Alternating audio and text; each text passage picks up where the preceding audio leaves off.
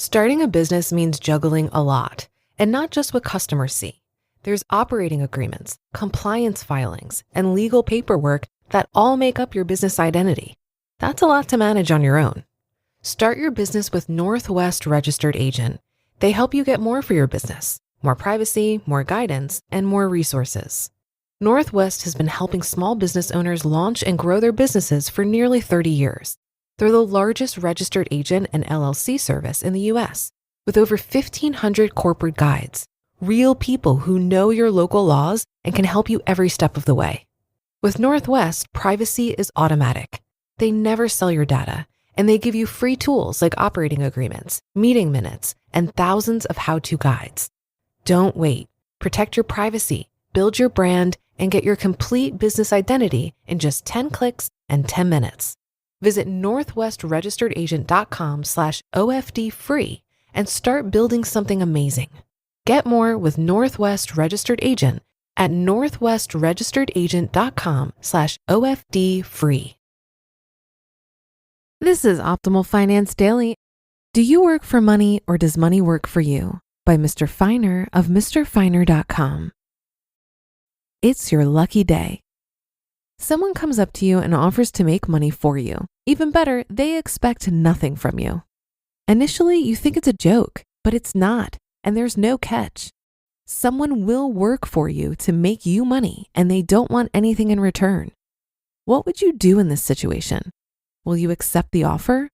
Or will you ask the person to go work for someone else and make that other person wealthy? The choice.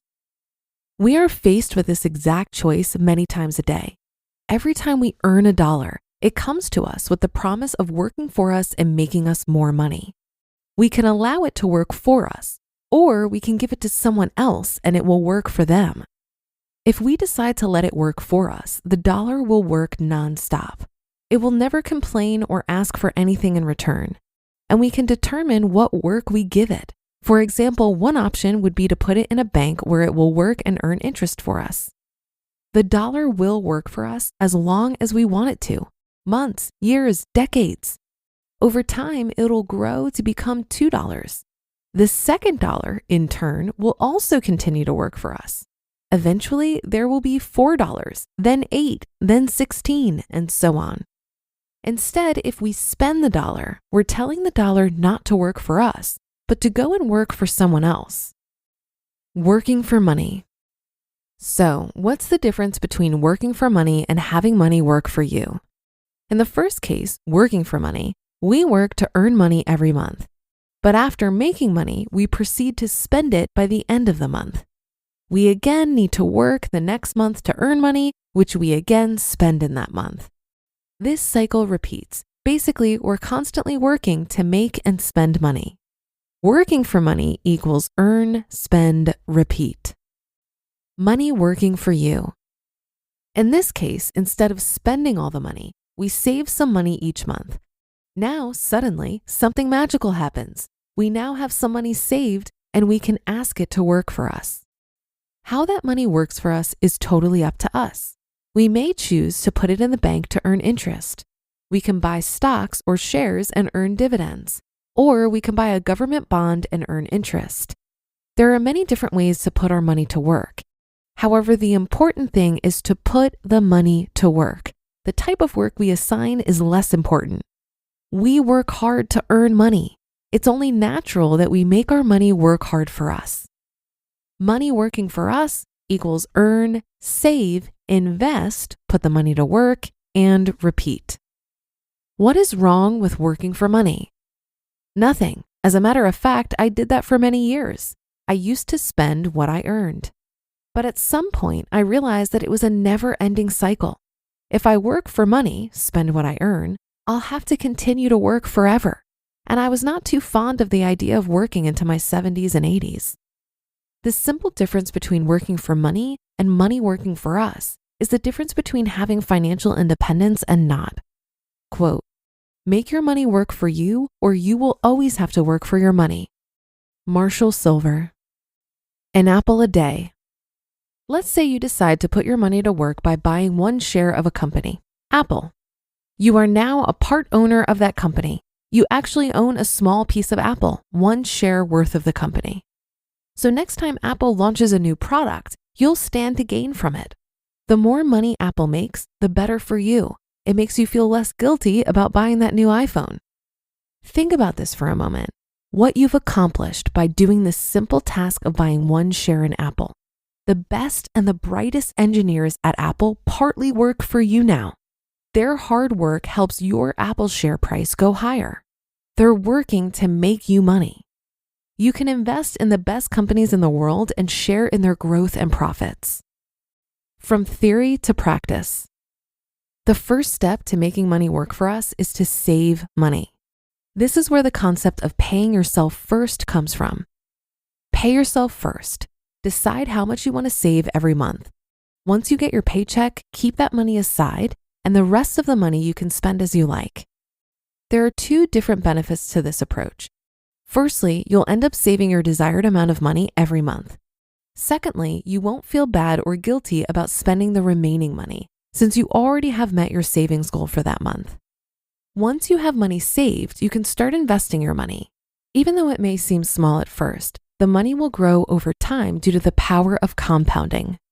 Eventually, you'll have so much money working for you that you can stop working for money. That's when you're financially independent. Quote, "Don't save what's left after spending.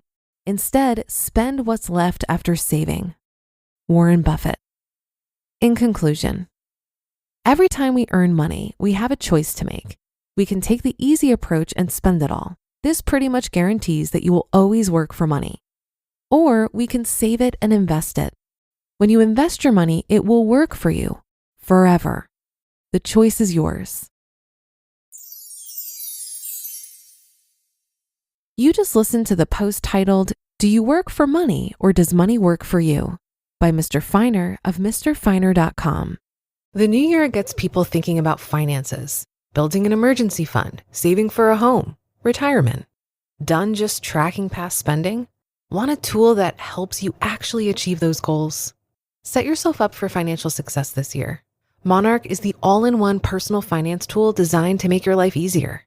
It brings your entire financial life, budgeting, accounts and investments, net worth, and future planning together in one dashboard on your phone or laptop. Be aware and in control of your finances this year and get 50% off your Monarch subscription with code OPTIMAL. I've been using Monarch for years. It keeps me focused on moving forward, not feeling bad about past spending. The savings projections help me make decisions that actually move the needle. Set yourself up for financial success in 2026 with Monarch, the all-in-one tool that makes proactive money management simple all year long. Use code OPTIMAL at monarch.com for half off your first year. That's 50% off your first year at monarch.com with code OPTIMAL. This article reminded me that rich people buy assets, not stuff, because assets have the potential for your money to make more money.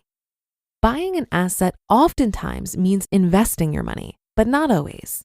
A car is an asset, but it loses value as soon as you drive it off the lot. So it's a depreciating asset, not an investment. A house is an asset, but if it's your primary residence, oftentimes that's not a good investment.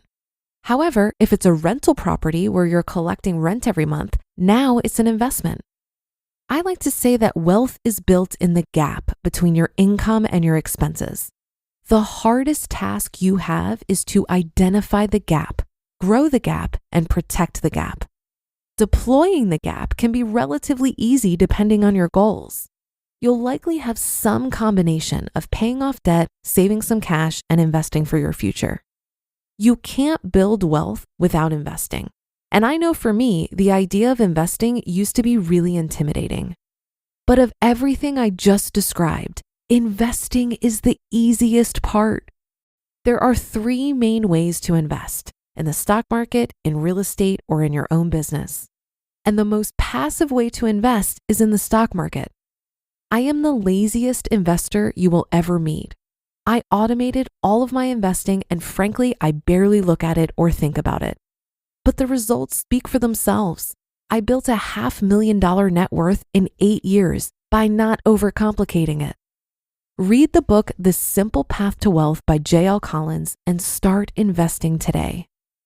And that'll do it for today. Have a happy rest of your day, and I'll see you on the Friday show tomorrow, where your optimal life awaits.